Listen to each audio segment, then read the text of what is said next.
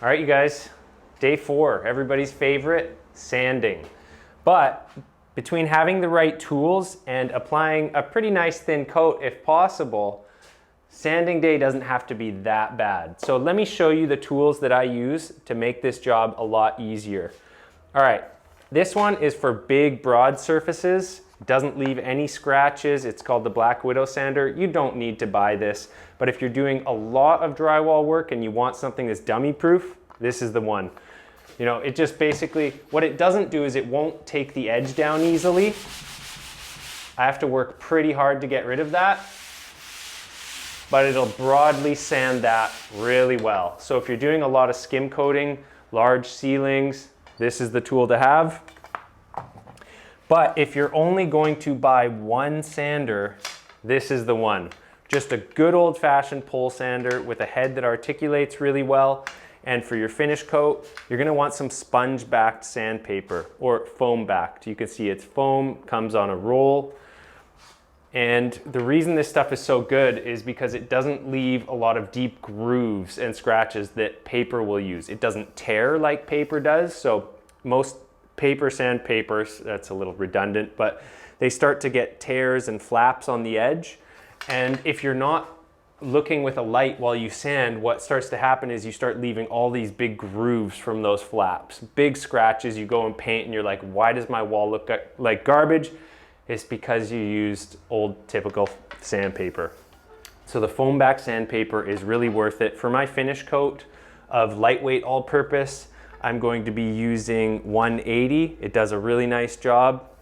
You can also use 150. Like sometimes what I'll do is I'll take 150 and then what I'll do is I'll take my knife and I'll scratch it a bunch. I'm not gonna do it on this because then this one will be like too smooth, but I'll like just scratch it down and that turns 150 into kind of the perfect sanding for lightweight all-purpose. And then the 150 actually lasts way longer. Okay, so the first sander that I use though is this one. You don't need it, but it's a life-changing experience because you will spend so much less time in the corners. So on sanding day, I have kind of a system, and I'm gonna show you the system on one wall, and that's the same system I use for every surface. So it starts in the corner right here. Now remember, you could skip this part if you don't want to buy this sander. I will link everything in the description. You don't need to buy it there. I'm just trying to put it in one place to make your guys' lives easier. I don't link anything that I don't think will actually help you out. Yes, I should be sanding with a mask, but I can't talk in these videos with a mask on. So I will run through the entire job with one of these first.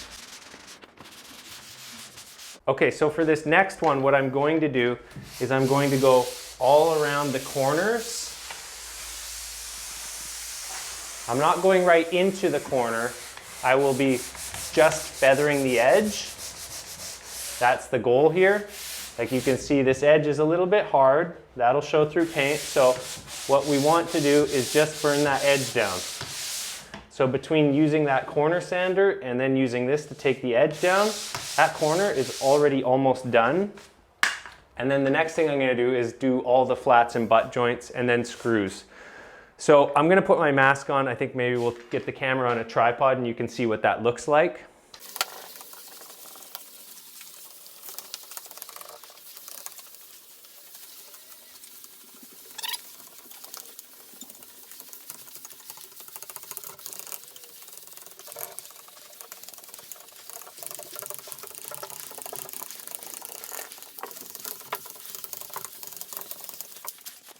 Okay, so when it comes to pole sanding, that's the system, and I do that on every wall before I get to detail sanding.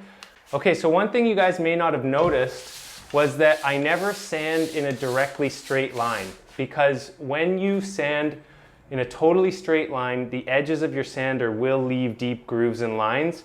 As soon as you turn it to even about like 10-15 degrees, not only do you cover more space, but it stops you from leaving deep grooves from the edges, because now these edges aren't going in the exact same direction that you're sanding. So you never want to sand like this because it just flips over, especially if you have a bad, cheap sander. But anyways, that's about it. So I will do that exact system, corners, flats, butts, and then screws on each wall or each ceiling. And then I'll move on to the next one and the next one. And we haven't started detail sanding yet. We do that later. So now we're down to the last thing. I like to use an angled sanding sponge. And I also rip the back corner off there because I find when I get the edge right in the corner, if you don't rip that off, then it leaves a super sharp defined line 1 inch away from the inside corner. So there's not a lot of work to do at this point. Like this part of the corner is pretty much good, but just to make sure, what you should have is a light of some kind. I would definitely recommend like a handheld LED light, but because I'm too lazy to buy anything new, I just use this one. And now we can see what there is left to be sanded. So it's not a lot and it won't take long. I like to use this side of it, and I'm putting pressure on here, not on this side, because if I put it on this side, it's going to leave a line right here. So just enough to sand off that bit that needed it. I might look for little spots that weren't feathered. This is why a light is so handy, so that you don't do more work than you have to. And I'm just gonna work my way up the corner. Find it usually benefits just from one push on each side.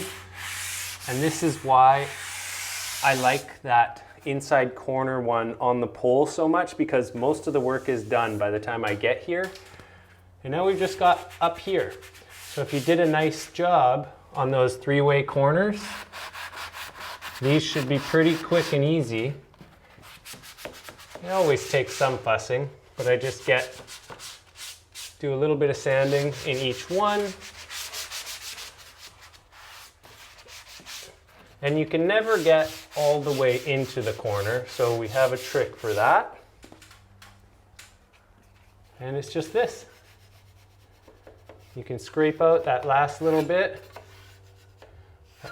This is a little 3-inch knife that I've just always used for this job.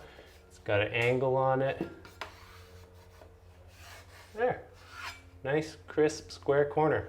Perfect, actually. And it's pretty simple.